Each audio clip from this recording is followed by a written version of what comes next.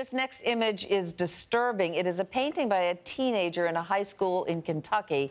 Take a look at this. One half is titled 1930. This is part of a school project. Shows a Ku Klux Klan member pointing a gun at an African-American man. The other half is titled 2015. That is a white police officer pointing a gun at what looks like an African-American child. Now, a father who also happens to be a police officer whose daughter attends the school has complained on social media about the piece, says it should come down. He says that it promotes hatred against cops. The school says this child has First Amendment rights that they will protect. What do you think about this? Well, we have to preface it. It started from reading To Kill a Mockingbird. Yeah. This kid is in high school. It was inspired by the racial violence depicted in the novel, that book. And right. It's depicting his or her reality. And I think if it sparks a dialogue and a discussion in that school about his or her reality, I think it's a good thing. And these, it's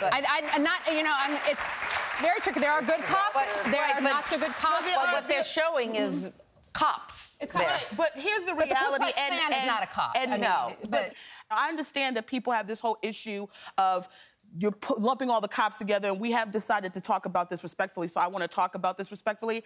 As a black person, I don't like to encounter the cops. I've had situations with them from just perception, because I'm not all glammed up like I am now. Sometimes they come to me and I'm, wearing a hoodie, or I'm looking more quote-unquote urban or street, and the way that they approach me is sometimes disrespectful. Now, I'm not saying all cops, but at what point do we go, stop saying this about the cops, and then we go, listen, there are people dying, and black people to disproportionate numbers than everyone else, that we have a serious problem, and that a child saw that image. And that's their reality. And that's their reality. Right. I wasn't even thinking that way as a kid. That makes me sad for the future of black children who are here who think that way about the cops. But how do you balance that, Yamaneika?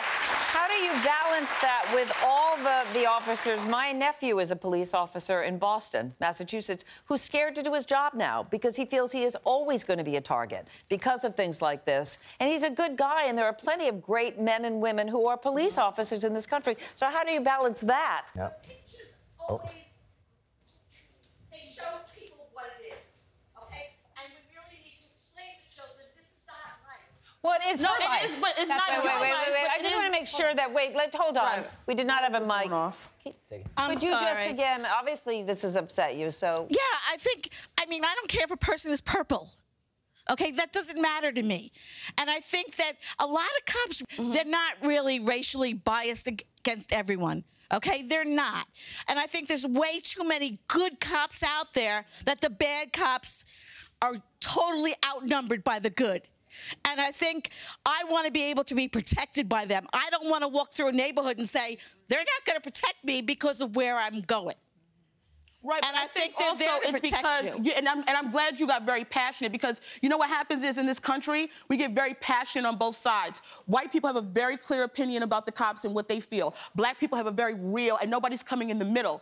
Just like you think the cops are going to protect you and you feel comfortable, I look at you and I go, of course they're going to protect you. And if you call them, there won't probably not be a problem. There could, but for me, and I'm someone that sits here, like honestly, I get very emotional about it because I've had experiences, and it's very frustrating to keep explaining to people how it feels to interact with the police officers who are supposed to protect you because they have some kind of image about you based on the color of your skin. And we have to be very real. It's not all cops that do that, but there are some cops that will shoot first and ask, but we have to be very honest about that. And that's my reality as a professional woman sitting up here every day on daytime television, that I can be just killed because a cop decides, you know what, I don't like her, I don't trust her, and that's the reality. And that happens. On top of that, your feeling's not being validated on top of that. People are constantly saying, you know what, when you deal with the cops, you need to sit up straight. There's so many parameters when you're black and how you have to deal with the cops that you just don't have to do when you're somebody else. And I don't want to live in a country where I don't have to deal with that. And I shouldn't have to. I should just be protected.